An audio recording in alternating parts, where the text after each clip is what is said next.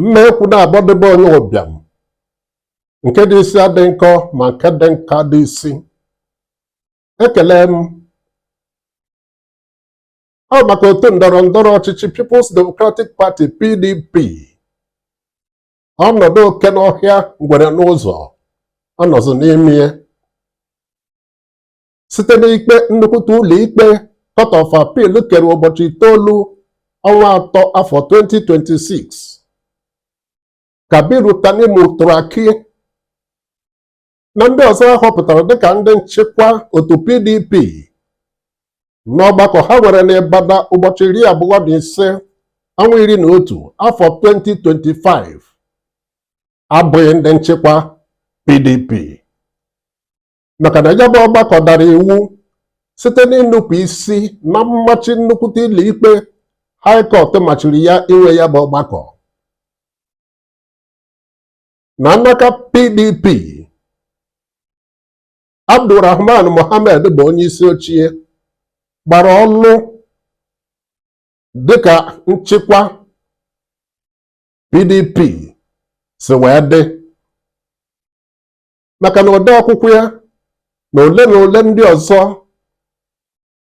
ka nọ n'ọnọdụ kwụsịgodo ịbụ ndị otu PDP tinyere ha na ya na ụdị na ya bụ ọnọdụ ka dị ire dịka o so gbasata iwu. Ndị odogwu guzobere PDP dịka Chief Dr. Alex Akwueme, Maazị Solomon Lar, Alhaji Shehu Shagari na Chief Sam Mbakwe ga na-atụkpogo n'ili ha na ọdụ aghara ikwe na ọ bụ ihe ha nyere mmụọ ka o riri maka ọnọdụ adịghị n'otu dakpọrọ PDP. Ndezi ụkpụrụ mma a ga-ejekwuru bụ ndị gbunyere PDP n'ọnọdụ oke n'ọhịa ngwere n'ụzọ na Alhaji Atiku Abubakar na Barrister Nyesom Wike maka na Atiku Abubakar jere mmụọ ọcha isi gbute kwue wee gbalịa ịzọkwa onye isi ala Naịjirịa n'afọ 3 gara aga, mere ka otu kọmiti Samuel Otom bụrụ onye isi ochie ketere ọrụ ikenye ndị PDP na mpaghara zon ala anyị dị iche iche akwa ha ga-azọ n'aka otu ha jigara atụmanya enwere na ya bụ otu kọmiti ga-ekenye mpaghara Southern Nigeria ịzọkwa onye isi ala wee kenye Northern Nigeria. Ka Atiku Abubakar mesịrị merie na nhọpụta ndị PDP mere onwe ha maka onye ga-azọrọ PDP ọkwa onye isi ala, Nyesom Wike gbara onye nke abụọ na ya bụ nhọpụta emere. Na ntụle otu kọmiti ọzọ tụlere mmadụ 3 ahọpụtara maka isote Atiku Abubakar n'ọkwa. Atiku hapụrụ Nyesom Wike gbara onye nke mbụ wee họrọ onye gbara onye nke 3 bụ Dr. Ifeanyi Okowa. Nke a meziri ka Nyesom Wike na ndị otu ya ebukebe ndị ọchịchị steeti 4 ndị ọzọ wee kwere na mmegbu abati ya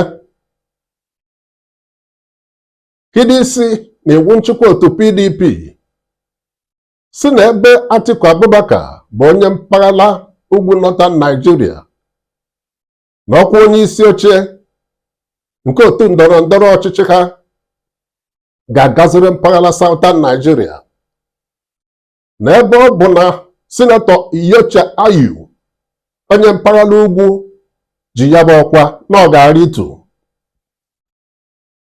Ka ụbọchị gatara mee ka ọ na-agami ka Nyesom Wike na ndị otu ya werie n'oku ha kparala na ntị ịkpọ.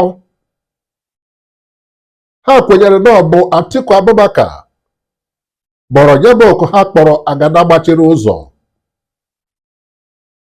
Ka oge gatatụrụ, ọ pụtara ihe na Nyesom Wike na-akwadozi President Bola Tinubu, onye APC, zọkwara okwu onye isi ala na ya bụ afọ 3 gara aga.